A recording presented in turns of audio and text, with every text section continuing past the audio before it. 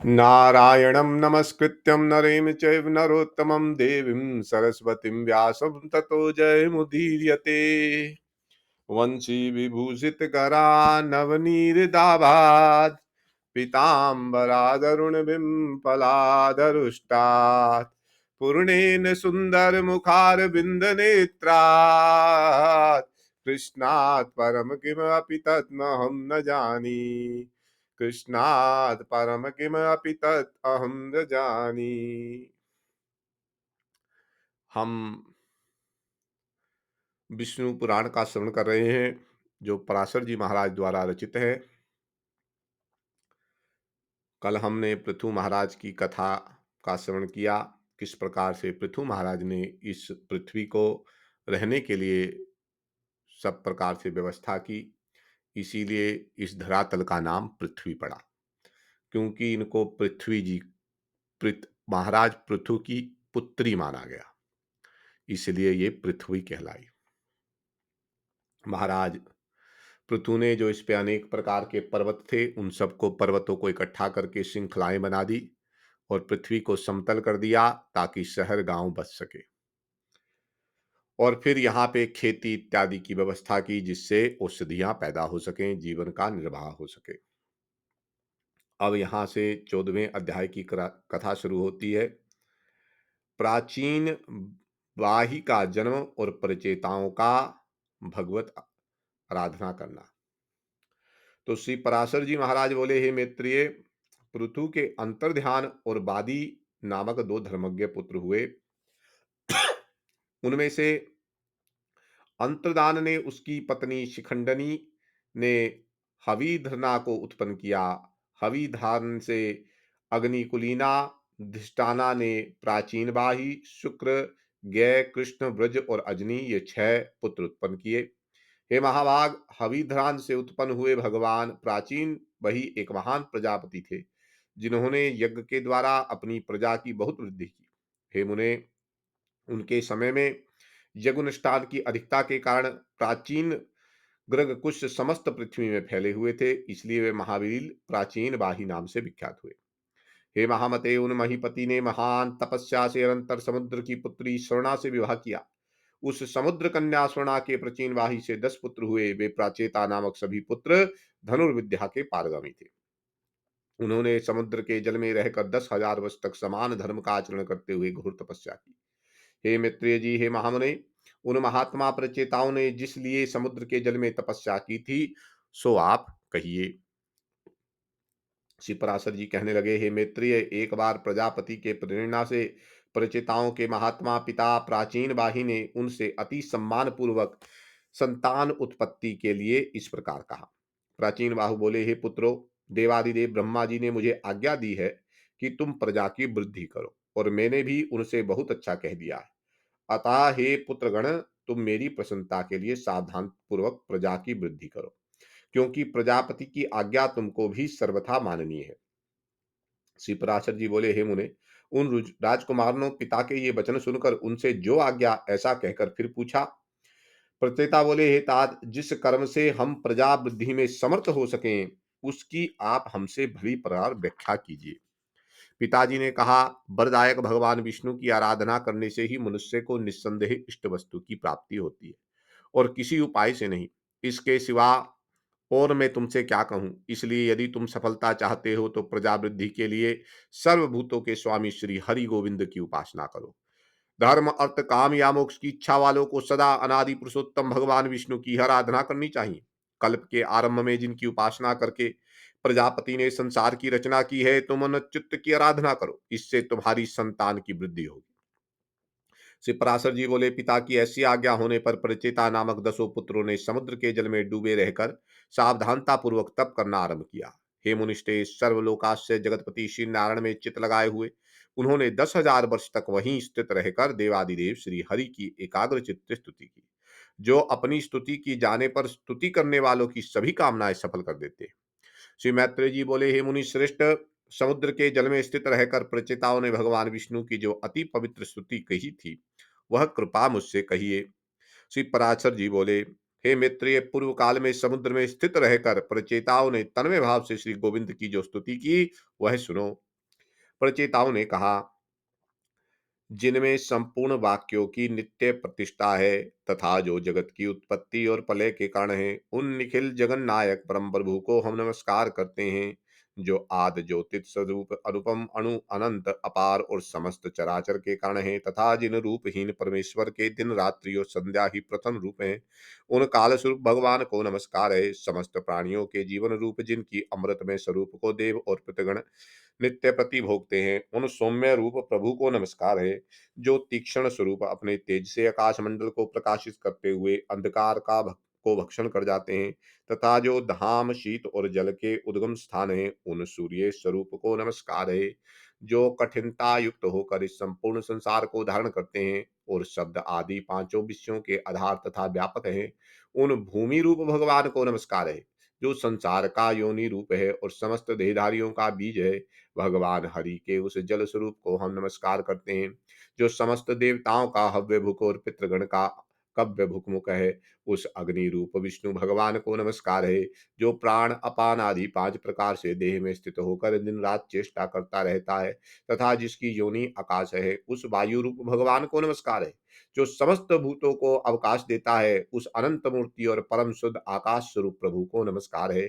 समस्त इंद्रियां सृष्टि के जो उत्तम स्थान हैं, उन शब्द सप्रदृश रूपी दाता श्री कृष्ण चंद्र को नमस्कार है, जो सर और अक्षर इंद्रिय रूप से नित्य विषयों को ग्रहण करते हैं। उन ज्ञान मूल हरि को नमस्कार है।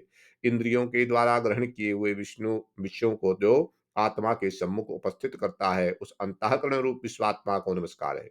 जिस अनंत में सकल विश्व स्थित है, जिससे वह उत्पन्न हुआ और जिसके लय का स्थान है, उस प्रकृति स्वरूप परमात्मा को नमस्कार है, जो शुद्ध और निर्गुण होकर भी भ्रमवश गुण युक्त से दिखाई देते हैं। उन आत्मस्वरूप पुरुषोत्तम देव को हम नमस्कार करते हैं, जो अविकारी अजन्मा शुद्ध निर्गुण निर्मल और श्री विष्णु का परम पद है। उस ब्रह्म स्वरूप को हम नमस्कार करते हैं, जो न लंबा है, न पतला है, न मोटा है, न छोटा है और न काला है, न लाल है, जो स्नेह क्रांति और शरीर से रहित एवं अनासक्त और अशरीरी है, जो अवकाश स्पर्श गंध और रस से रहित तथा आंख कान विहीन अचल एवं जिह्वा हाथ और मन से रहित है, जो नाम गोत्र सुख और तेज से शून्य तथा कारणहीन है, जिसमें भय भ्रांति निद्रा जरा और मरण इनका अभाव है, जो अरज अशब्द अमृत अपलुत और अंसुरत है, एवं जिसमें पूर्ण वर्ग व्यवहार की गति नहीं है, वही भगवान विष्णु का परम पद है, जिसका ईशान ही परम गुण है, जो स्वरूप और अनाधर है तथा जिह्वा और दृष्टि का अभिषय है। भगवान विष्णु के उस परम पद को हम नमस्कार करते हैं। श्री पराशर जी बोले, इस प्रकार भगवान विष्णु में समाधिष्ट होकर परिचिताओं ने महासागर में रहकर उनकी स्तुति करते हुए 10,000 वर्ष तक तपस्या की। तब भगवान श्री हरि ने प्रसन्न होकर उन्हें खिले हुए नीलकमल की सी भी आभायुक्त दिव्य छवि से जल के भीतर ही दर्शन दिया। परिचेताओं ने पक्षीराज गरुड़ पर चढ़े हुए श्री हरि को देखकर उन्हें भक्ति भाव से प्रणाम किया। मस्तक झुकाकर मस्तकों द्वारा प्रणाम किया। तब भगवान ने उनसे कहा, मैं तुमसे प्रसन्न होकर तुम्हें वर देने के लिए आया हूं, तुम अपना अभिष्ट वर मांगो। तब प्रचिताओं ने वरदायक श्री हरि को प्रणाम किया। जिस प्रकार उनके पिता ने उन्हें प्रजावृद्धि के लिए आज्ञा थी, वह सब उनसे निवेदन किया। तंत्र भगवान उन्हें अभिष्ट वर देकर अंतर्ध्यान हो गए और वे जल से बाहर निकल आए। प्रचेताओं की तपस्या में लगे रहने से किसी प्रकार की रक्षा ना होने के कारण पृथ्वी को वृक्षों ने ढक लिया और प्रजा बहुत कुछ नष्ट हो गई। आकाश वृक्षों से भर गया, इसलिए 10,000 वर्ष तक ना तो वायु ही चला और ना प्रजा ही किसी प्रकार की चेष्टा कर सकी। जल से निकलने पर उन वृक्षों को देखकर प्रचेतागण अति क्रोधित हुए। उन्होंने रोष पूर्वक अपने मुख से वायु और अग्नि छोड़ा। वायु ने वृक्षों को उखाड़ उखाड़ कर सुखा दिया और प्रचंड अग्नि ने उन्हें जला दिया। इस प्रकार उस समय वहां वृक्षों का नाश होने लगा। तब वह भयंकर वृक्ष प्रलय देखकर थोड़े से वृक्षों के रह जाने पर उनके राजा सोमेन ने प्रजापति प्रचेताओं के पास जाकर कहा, हे नप्रतिगण, आप क्रोध शांत कीजिए और मैं जो कुछ कहता हूं सुनिए। मैं वृक्षों के साथ आप लोगों की संधि करा दूंगा। वृक्षों से उत्पन्न हुए सुंदर वर्ण वाली रत्न स्वरूपा कन्या का मैंने पहले से ही भविष्य को जानकर अपनी किरणों से पालन पोषण किया है। वृक्षों की यह कन्या मारिषी नाम से प्रसिद्ध है। यह महाभागा इसीलिए ही उत्पन्न की गई है कि निश्चय ही तुम्हारे वंश को बढ़ाने वाली तुम्हारी भार्या हो। मेरे और तुम लोगों के आधे आधे तेज से इसके परम विद्वान दक्ष नामक प्रजापति उत्पन्न होंगे। वह तुम लोगों के तेज से रहित सहित मेरे अंश से युक्त होकर अपने तेज के कारण अग्नि के समान होंगे और प्रजा की खूब वृद्धि करेंगे। पूर्व काल में वेद वेताओं में श्रेष्ठ एक कंडू नामक मुनीश्वर थे। उन्होंने गोमती नदी के परम रमणीय तट पर घोर तपस्या की। तब इंद्र ने उन्हें तपोभ्रष्ट करने के लिए प्रमलोचा नाम की उत्तम अप्सरा को नियुक्त किया। उस मंजुहासिनी ने उन ऋषियों श्रेष्ठ को विचलित कर दिया। उसके द्वारा शुद्ध होकर वे 100 से भी अधिक वर्ष तक विश्वासक्त चित्त से मंदराचल की कंदराओं में रहे। तब हे महाभाग, एक दिन उस अप्सरा ने कंडू ऋषि से कहा, हे ब्राह्मण, अब मैं स्वर्गलोक को जाना चाहती हूँ। आप प्रसन्नता पूर्वक मुझे आज्ञा दीजिए।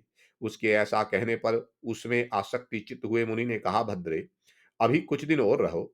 उनके ऐसा कहने पर उस सुंदरी ने महात्मा कुंडू के साथ अगले 100 वर्ष तक और रहकर नाना प्रकार के भोग भोगे। तब भी उसके यह पूछने पर कि भगवान, मुझे स्वर्गलोक को जाने की आज्ञा दीजिए, ऋषि ने यही कहा कि अभी और कुछ थोड़ा ठहरो। तदनंतर 100 वर्षों से भी कुछ अधिक बीत जाने पर उस सुमुखी ने प्रणय युक्त मुस्कान से सुशोभित वचनों में फिर कहा, ब्राह्मण, अब मैं स्वर्ग को जाती हूँ।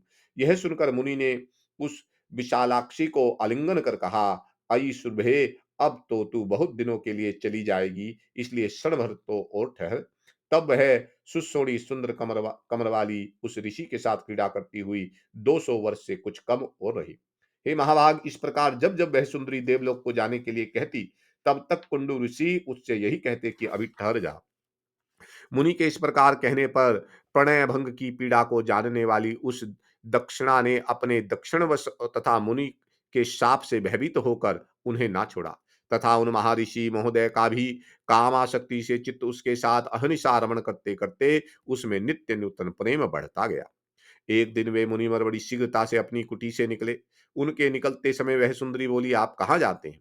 उसके इस प्रकार पूछने पर मुनि ने कहा, हे शुभे, दिन अस्त हो चुका है, इसलिए मैं संध्या उपासना करूंगा, नहीं तो नित्य क्रिया नष्ट हो जाएगी। तब वह सुंदर दांतों वाली ने उन मुनीश्वर से हंसकर कहा, हे धर्मज्ञ, क्या आज ही आपका दिन अस्त हुआ है?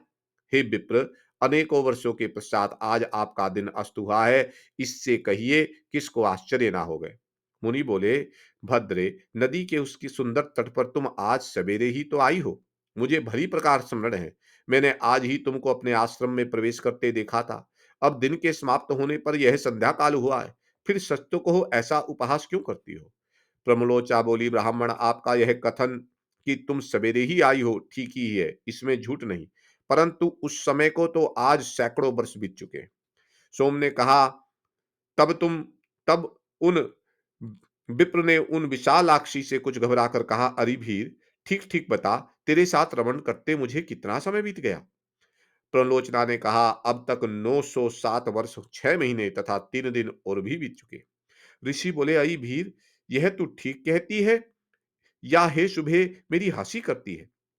मुझे तो ऐसा ही प्रतीत होता है कि मैं इस स्थान पर तेरे साथ केवल एक ही दिन रहा हूं। प्रमलोचा बोली, हे ब्राह्मण, आपके निकट में झूठ कैसे बोल सकती, और फिर विशेषता उस समय जबकि आज आप अपने धर्म मार्ग का अनुसरण करने में तत्पर होकर मुझसे पूछ रहे हैं। सोम ने कहा, हे राजकुमारों, उसके ये सत्य वचन सुनकर मुनि ने मुझे धिक्कार है ऐसा कहकर स्वयं ही अपने को बहुत कुछ भुला कहा। मुनि बोले, ओह, मेरा तप नष्ट हो गया, जो ब्रह्मवेताओं का धन था वह लुट गया और विवेक बुद्धि मारी गई। अहो, स्त्री को तो किसी ने मोह उपजाने के लिए ही रचा है। मुझे अपने मन को जीतकर 6 उमरियों से अतीत पर ब्रह्म को जानना चाहिए। जिसने मेरी इस प्रकार की बुद्धि को नष्ट कर दिया, उस काम रूपी महाग्रह को धिक्कार है। नरक ग्राम के मार्ग रूपी इस स्त्री के संग से वेद वेद भगवान की प्राप्ति के कारण रूप मेरे समस्त व्रत नष्ट हो गए। इस प्रकार उन धर्मज्ञ मुनिवर ने अपने आप को अपनी निंदा करते हुए वहीं बैठी हुई उस अप्सरा से कहा, अरे पापनी, अब तेरी जहां इच्छा हो चली जा।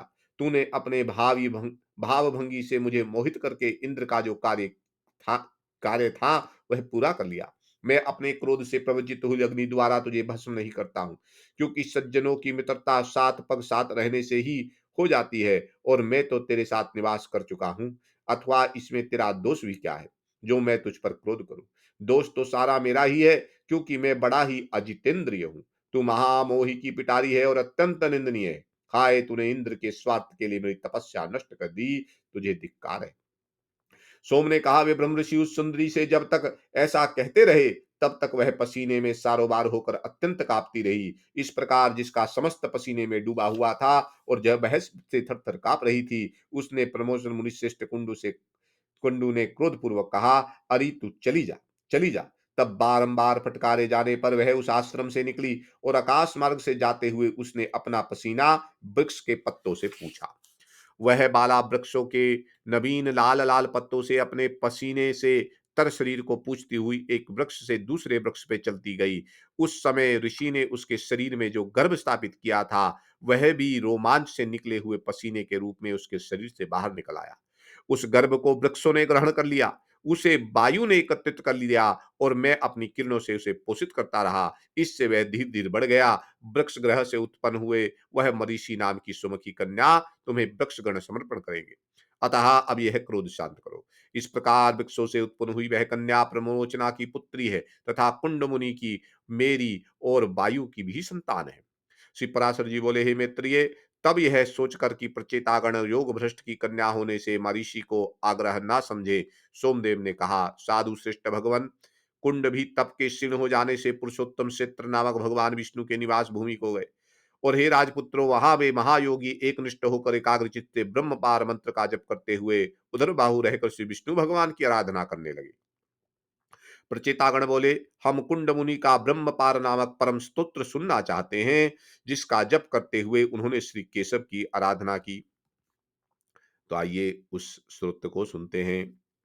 पारं परं विष्णु परापारं परं परभ्यं परमात्तरूपी सा ब्रह्म पारं परपारभूतं परां परणामपि पारपारं स कारणं कारणं सतोत्रापि तस्यापि हेतु परहेतु हेतु कार्येषु चैवं सह कर्मकता रूपसेवापति सर्वं ब्रह्म प्रभु ब्रह्म सर्वभूतो ब्रह्मा प्रजानां पत्युच्चोष्मा ब्रह्माम्बयं नित्यमजं सविष्णु रक्षाधेरक्लेशंगम।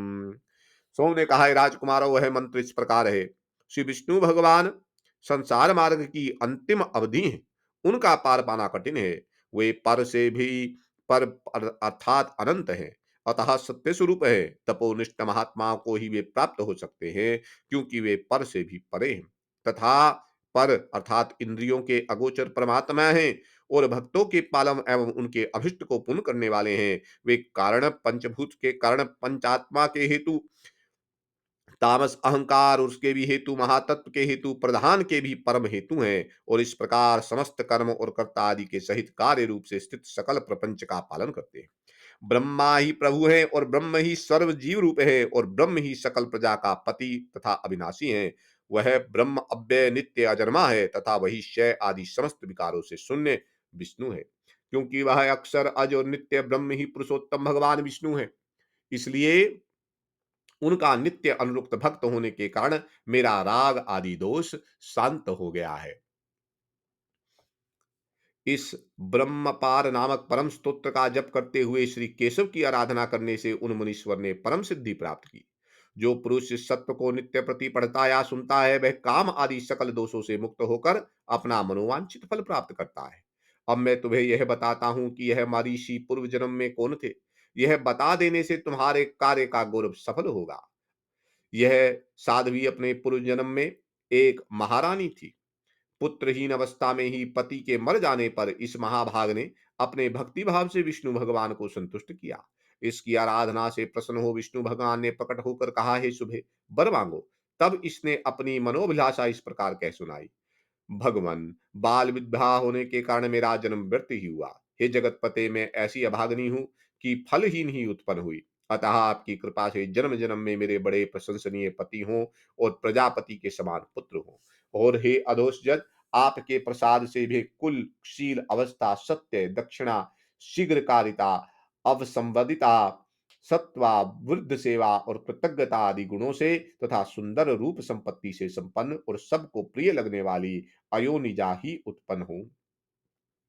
सोम बोले, उसके ऐसा कहने पर वरदायक परमेश्वर देवादिदेव श्री ऋषिकेश ने प्रणाम के लिए झुकी हुई उस बाला को उठाकर कहा। भगवान बोले, तेरे एक ही जन्म में बड़े पराक्रमी और विख्यात कर्मवीर 10 पति होंगे। और हे शोभने, उसी समय तुझे प्रजापति के समान एक महावीर्यवान एवं अत्यंत बल विक्रम युक्त पुत्र भी प्राप्त होगा। वह इस संसार में कितने ही वंशों को चलाने वाला होगा और उसकी संतान संपूर्ण त्रिलोकी में फैल जाएगी। तथा तू भी मेरी कृपा से उदार रूप, गुण संपन्न, सुशीला और मनुष्य के चित्त को प्रसन्न करने वाली अयोनिजा ही उत्पन्न होगी, अर्थात माता के गर्भ से पैदा नहीं होगी। हे राजपुत्रो, उस विशालाक्षी से ऐसा कहे भगवान अंतर्ध्यान हो गए और वही यह मारिषि के रूप में उत्पन्न हुई तुम्हारी पत्नी है। शिव पराशर जी महाराज बोले, तब सोमदेव के कहने से प्रचेताओं ने अपना क्रोध शांत किया और उस मारिषि को वृक्षों से पत्नी रूप में ग्रहण किया। उन 10 प्रचेताओं ने मारिषि के महाभाग दक्ष प्रजापति का जन्म हुआ, जो पहले ब्रह्मा जी से उत्पन्न हुए थे। हे महामते, उन महाभाग दक्ष ने ब्रह्मा जी की आज्ञा पालन करते हुए सर्ग रचना के लिए उद्धत होकर उनकी अपनी सृष्टि बढ़ाने और संतान उत्पन्न करने के लिए नीच ऊंच तथा द्विपद चतुष्पद आदि नाना प्रकार के जीवों को पुत्र रूप से उत्पन्न किया। प्रजापति दक्ष ने पहले मन से ही सृष्टि करके फिर स्त्रियों की उत्पत्ति की। उनमें से 10 धर्म को, 13 कश्यप को दी तथा काल परिवर्तन में नियुक्त 27 चंद्रमा को विवाह दी। उन्हीं से देवता, दैत्य, नाग, गो, पक्षी, गंधर्व, अप्सरा और दानव आदि उत्पन्न हुए। हे मैत्रेय, दक्ष के समय से ही प्रजा का मैथुन द्वारा उत्पन्न होना आरंभ हुआ। उससे पहले तो अत्यंत तपस्वी प्राचीन सिद्ध पुरुषों के तपोबल से उनके संकल्प दर्शन अथवा स्पर्श मात्र से ही प्रजा उत्पन्न होती थी। श्री मैत्र जी बोले, हे महामुने, मैंने तो सुना था कि दक्ष का जन्म ब्रह्मा जी के दाएं अंगूठे से हुआ था। फिर वे प्रचेताओं के पुत्र किस प्रकार हुए? हे ब्राह्मण, मेरे हृदय में यह बड़ा संदेह है कि सोमदेव के दोहत्र होकर भी फिर वे उनके ससुर कैसे हुए? श्री पराशर जी महाराज बोले, हे मित्रिय, प्राणियों के उत्पत्ति और नाश निरंतर हुआ करते हैं। इस विषय में ऋषियों तथा अन्य दिव्य दृष्टि पुरुषों को कोई मोह नहीं होता। हे मुनि श्रेष्ठ, ये दक्ष आदि युग युग में होते हैं और फिर लीन हो जाते हैं। इसमें विद्वान को किसी प्रकार का संदेह नहीं होता। हे द्विजोत्तम, इनमें पहले किसी प्रकार की ज्येष्ठता अथवा कनिष्ठा भी नहीं थी। उस समय तप और प्रभाव ही उनकी ज्येष्ठता का कारण होता था। श्रीमात्र जी बोले, हे ब्राह्मण, आप मुझसे देव, दानव, गंधर्व, सर्प और राक्षसों की उत्पत्ति विस्तार पूर्वक कहिए। श्री पराशर जी बोले, हे महामुने, स्वयंभू भगवान ब्रह्मा जी की ऐसी आज्ञा होने पर कि तुम प्रजा उत्पन्न करो, दक्ष ने पूर्व काल में जिस प्रकार प्राणियों की रचना की थी वह सुनो। उस समय पहले तो दक्ष ने ऋषि, गंधर्व, असुर और सर्प आदि मानसिक प्राणियों को ही उत्पन्न किया। इस प्रकार रचना करते हुए जब उनकी वह प्रजा और ना बढ़ी, तो उन प्रजापति ने सृष्टि की वृद्धि के लिए मन में विचार कर मैथुन धर्म से नाना प्रकार की प्रजा उत्पन्न करने की इच्छा से वीरण प्रजापति की अति तपस्वनी और लोकधारणी पुत्री असिकनी से विवाह किया। तंतर वीर्यवान प्रजापति दक्ष ने सर्ग की वृद्धि के लिए वीरणा सुता असिकनी से 5 सहस्त्र पुत्र उत्पन्न किए। उन्हें प्रजा वृद्धि के इच्छुक देख प्रियावादी देवऋषि नारद ने उनके निकट जाकर इस प्रकार कहा, हे महापराक्रमी हर्षगण, आप लोगों की ऐसी चेष्टा प्रतीत होती है कि आप प्रजा उत्पन्न करेंगे। सो मेरा यह कथन सुनो। खेद की बात है कि तुम लोग अभी निरे अनभिज्ञ हो, क्योंकि तुम इस पृथ्वी का मध्य, उधर्व और अधः कुछ भी नहीं जानते। फिर प्रजा की रचना किस प्रकार करोगे? अर्थात इस पृथ्वी के ऊपर क्या है, नीचे क्या है, मध्य में क्या है, तुम जानते ही नहीं, और तुम इस पृथ्वी के ऊपर प्रजा उत्पन्न करना चाहते हो। देखो, तुम्हारी गति इस ब्रह्मांड में ऊपर नीचे और इधर उधर सब और अप्रतहत है। अतः हे अज्ञानियों, तुम सब मिलकर इस पृथ्वी का अंत क्यों नहीं देखते? नारद जी के ये वचन सुनकर वे सब भिन्न भिन्न दिशाओं को चले गए और समुद्र में जाकर जिस प्रकार नदियां नहीं लौटती, उसी प्रकार वे आज तक नहीं लौटे।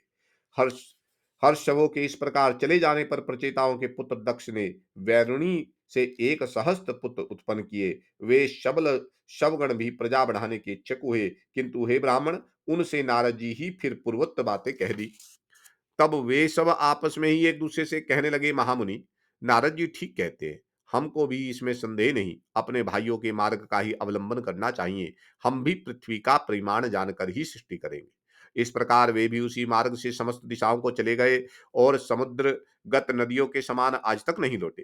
हे द्विज, तब से ही यदि भाइयों को खोजने के लिए भाई ही जाए तो वह नष्ट हो जाता है। अतः विज्ञ पुरुष को ऐसा नहीं करना चाहिए। महाभाग दक्ष प्रजापति ने उन पुत्रों को भी गए जान नारद जी पर बड़ा क्रोध किया और उन्हें शाप दे दिया। हे मैत्रेय, हमने सुना है कि फिर उस विद्वान प्रजापति ने सर्ग वृद्धि की इच्छा से बैरुणी से 60 कन्याएं उत्पन्न की।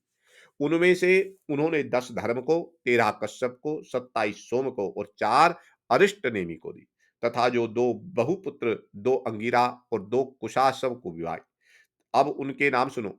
अरुंधति, वसु, यामी, लंबा, भानु, मर्तवती, संकल्पा, मुहूर्ता, साध्य और विश्वा, ये 10 धर्म की पत्नियां थी। अब तुम इनके पुत्रों का विवरण सुनो। विश्वा के पुत्र विश्वदेवा थे, साध्य से साध्यगण, मरुत्वती से मरुत्वान और वसु से वसुगण हुए, तथा भानु से भानु और मुहूर्ता से महात्भिमानी देवगण हुए। लंबा से घोष, यामी से नागविथि और अरुंधति से समस्त पृथ्वी विषय तक प्राणी हुए, तथा संकल्पों से सर्वात्मा संकल्प की उत्पत्ति हुई। नाना प्रकार का वसु ही जिनका प्राण है, ऐसे ज्योति आदि जो 8 असुगण विख्यात है। अब मैं उनके वंश का विस्तार बताता हूँ। उनके नाम आप ध्रुव, सोम, धर्म, अनिल, अनल, प्रत्युष, प्रभास कहे जाते हैं। आपके पुत्र वेतंड, शम, शांतर और ध्वनि हुए, तथा ध्रुव के पुत्र लोक संहारक भगवान काल हुए। भगवान वर्चा सोम के पुत्र थे, जिनसे पुरुष तेजस्वी हो जाता है, और धर्म की उनकी भार्या मनोहार से दृढ़ हेतु एवं हव्यवाह और शिशिरी प्राण और वरुण नामक पुत्र हुए। अनिल की पत्नी शिवा थी। उससे अनिला के मनोजव और अभिज्ञात गति 2 पुत्र हुए। अग्नि के पुत्र कुमार सरसत्व से उत्पन्न हुए थे, और वे कृतकाओं के पुत्र होने से कार्तिकेय कहलाए। शाखा, विशाख और नेग में इनके छोटे भाई थे। देवल नामक ऋषि प्रत्युष्ट का पुत्र कहा जाता है। इस इन देवल के भी 2 क्षमाशील और मनीषी पुत्र हुए। बृहस्पति जी की बहन वर स्त्री जो ब्रह्मचारिणी और सिद्ध योगिनी थी, तथा अनसक्त भाव से समस्त भूमंडल में विचरती थी, 8वें वसु प्रभास की भार्या हुई। उससे सहस्त्र शिल्पों के कर्ता और देवताओं के शिल्पी महाभाग प्रजापति विश्वकर्मा का जन्म हुआ, जो समस्त शिल्पकारों में श्रेष्ठ तथा सब प्रकार के आभूषण बनाने वाले हुए, तथा जिन्होंने देवताओं की संपूर्ण विमानों की रचना की, और जिन महात्मा की शिल्प विद्या के आश्रय से बहुत से मनुष्य जीवन निर्वाह करते। उन विश्वकर्मा के 4 पुत्र थे। उनके नाम सुनो। वे अजेकपाद, अहिबुद्ध्या, त्वष्टा और परम पुरुषार्थी रुद्र थे। उनमें से त्वष्टा के पुत्र महातपस्वी विश्वरूप थे। ए महामुने, हर, ब्रह्मरूप, त्र्यंबकम, अपराजित, वृषकपि, शंभु, कटदी, रेवत, मृगव्याध, सर्वी और कपाली, ये त्रिलोकी की अधीश्वर 11 रुद्र कहे गए। ऐसे सैकड़ों महातेजस्वी एकादश रुद्र प्रसिद्ध है। जो कश्यप जी की स्त्रियां हुई, उनके नाम सुनो। वे अदिति, दीति, दनु, अरिष्टा, सुरसा, खसा, सुरभि, विनीता, त्रामा, क्रोधवशा, ईरा, कुद्रु और मुनि थे। हे धर्मज्ञ, अब तुम उनकी संतान का विवरण श्रवण करो। पूर्व मनमंत्र में तुषित नामक बाही श्रेष्ठ देवगण थे। वे यशस्वी सुरश्रेष्ठ चाक्षुष मनमंत्र के पश्चात वे वस्त्र मनमंत्र में उपस्थित होने पर एक दूसरे के पास जाकर मिले और परस्पर कहने लगे, हे देवगण, आओ, हम लोग शीघ्र ही अदिति के गर्भ में प्रवेश कर कर इस वैवस्वत मनवंतर में जन्म ले। इसी में हमारा हित है। इस प्रकार चाक्षुष मनवंतरों में निश्चय कर उन सब ने मरीचि पुत्र कश्यप जी के यहाँ दक्ष कन्या अदिति के गर्भ में जन्म लिया। वे अति तेजस्वी उनसे उत्पन्न होकर विष्णु, इंद्र, अयरमा, धाता, त्वष्टा, पूषा, विवस्वान, सविता, मेत्र, वरुण, अंशु और भग नामक द्वादश आदित्य कहलाए। इस प्रकार पहले चाक्षुष मनवंतर में जो तुक्षित नामक देवगण थे, वे ही वैवस्वत मनवंतर में द्वादश आदित्य हुए। सोम की जिन 27 सुरता पत्नियों के विषय में पहले कह चुके हैं, वे सब नक्षत्र योगिनियां हैं और उन नामों से ही विख्यात है।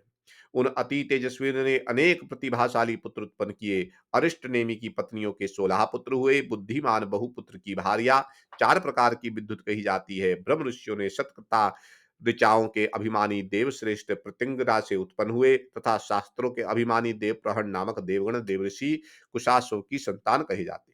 हे तात, 8 वसु, 11 रुद्र, 12 आदित्य, प्रजापति और वष्टकार, ये 33 वेदत्त देवता अपनी इच्छा के अनुसार जन्म लेने वाले हैं। कहते हैं इन लोक में इनकी उत्पत्ति और निरोध निरंतर हुआ करते हैं। ये 1000 युग के अनंतर पुनः पुनः उत्पन्न होते हैं। हे मैत्रेय, जिस प्रकार लोक में सूर्य के अस्त और उदय निरंतर हुआ करते हैं, उसी प्रकार ये देवगण भी युग युग में उत्पन्न होते रहते हैं। हमने सुना है कि दीति के कश्यप जी के वीर्य से परम दुर्जय हिरण्याकशिपु और हिरण्याक्ष नामक 2 पुत्र, तथा सिंहिका नाम की एक कन्या हुई, जो विप्रचित्ति को विभाई गई थी। हिरण्याकशिपु के अति तेजस्वी और महाप्रकामी अनुहाद, हाद, बुद्धिमान प्रहलाद और सनहाद नामक 4 पुत्र हुए जो दैत्य वंश को बढ़ाने वाले हुए। हे महाभाग, उनमें प्रहलाद जी सर्वत्र समदर्शी और जितेंद्रिय थे, जिन्होंने श्री विष्णु भगवान की परम भक्ति का वर्णन किया था, जिनको दैत्यराज द्वारा दीप्त किए हुए अग्नि ने उनके सर्वांग में व्याप्त होकर भी हृदय में वासुदेव भगवान के स्थित रहने से नहीं जला पाया। जिन महाबुद्धिमान के पास बुद्ध होकर समुद्र के जल में पड़े पड़े इधर उधर हिलने डुलने से सारी पृथ्वी हिलने लगी थी, जिनका पर्वत के समान कठोर शरीर सर्वत्र भगवत चित रहने के कारण दैत्यराज के चलाए हुए अस्त्र शस्त्रों से भी छिन्न भिन्न नहीं हुआ। दैत्यराज द्वारा प्रेरित विश्वग्नि ने प्रज्वलित मुख वाले सर्प भी जिनको महा तेजस्वी का अंत नहीं कर सके, जिन्होंने भगवत स्मरण रूपी कवच धारण किए रहने के कारण पुरुषोत्तम भगवान का स्मरण करते हुए पत्थरों की मार पड़ने पर भी अपने प्राणों को नहीं सोया। स्वर्ग निवासी दैत्यपति द्वारा ऊपर से गिराए जाने पर जिन महामती को पृथ्वी ने पास जाकर बीच ही में अपनी गोद में धारण कर लिया, चित्त में मधुसूदन भगवान के स्थिर रहने से दैत्यराज का नियुक्त किया हुआ सबका शोषण करने वाला वायु जिनके शरीर में लगने से शांत हो गया, दैत्यराज द्वारा आक्रमण के लिए नियुक्त उन्मत्त दिग्गजों के दांत जिनके वृक्ष तल में लगने से टूट गए और उनका सारा मद चूर्ण हो गया।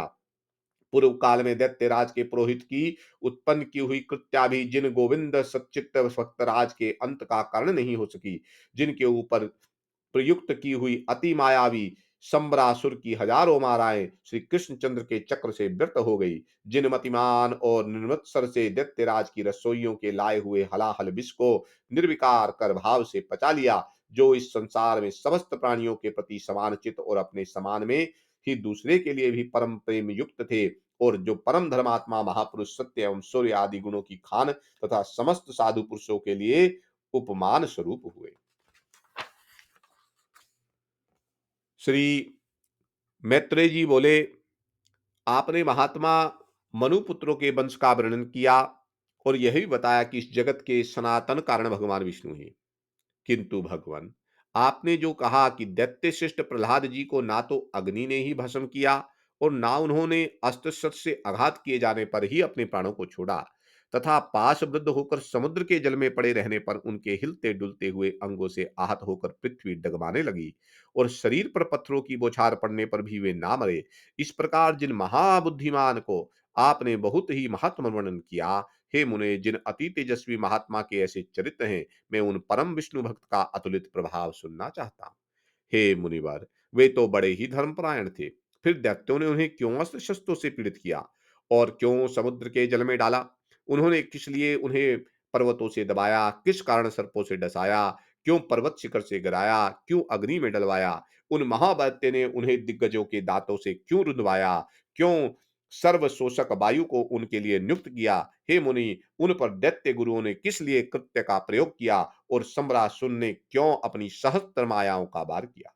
उन महात्मा को मारने के लिए दैत्यराज के रसोइये ने, जिसे वे महाबुद्धिमान पचा गए थे, ऐसा हलाहल विष क्यों दिया? हे महाभाग, महात्मा प्रहलाद का यह संपूर्ण चरित्र ही जो उनके महान महत्व का सूचक है, मैं सुनना चाहता हूँ। यदि दैत्यगण उन्हें नहीं मार सके तो इसका मुझे कोई आश्चर्य नहीं, क्योंकि जिसका मन अनन्य भाव से भगवान विष्णु में लगा हुआ है, उसको भला कौन मार सकता है? आश्चर्य तो इसी का है कि जो नित्य धर्म परायण और भगवत आराधना में तत्पर रहते हैं, उनसे उनके ही कुल में उत्पन्न हुए दैत्यों ने ऐसी अति दुष्कर द्वेष किया, क्योंकि ऐसे समदर्शी और धर्मवीर पुरुष से तो किसी का भी द्वेष होना अत्यंत कठिन है। उन धर्मात्मा महाभाग मत्सरहीन विष्णु भक्त को दैत्य ने किस कारण से इतना कष्ट दिया, सो आप मुझसे कहिए। महात्मा लोग तो ऐसे संपन्न साधु पुरुषों के विपक्षी होने पर भी उन पर किसी प्रकार का प्रहलाद नहीं करते, फिर स्वपक्ष में होने पर तो कहना ही क्या। इसलिए हे मुनिश्रेष्ठ, यह संपूर्ण वृत्तांत विस्तार पूर्वक वर्णन कीजिए, मैं उन दैत्यराज का संपूर्ण चरित्र सुनना चाहता हूं। आगे प्रहलाद जी महाराज का बड़ा ही सुंदर दिव्य चरित्र आता है, उसकी कथा हम कल करते हैं, ताकि उसको विस्तार से एक ही अध्याय में श्रवण किया जा सके। आज की कथा को यहाँ विराम देते हैं। श्रीमन्नारायण नारायण नारायण, लक्ष्मी नारायण नारायण नारायण, गोविंद नारायण नारायण नारायण, लक्ष्मी नारायण नारायण नारायण, विठ्ठल नारायण नारायण नारायण, वामन नारायण नारायण नारायण, गोविंद नारायण नारायण नारायण, गोविंद नारायण नारायण नारायण, लक्ष्मी नारायण नारायण नारायण।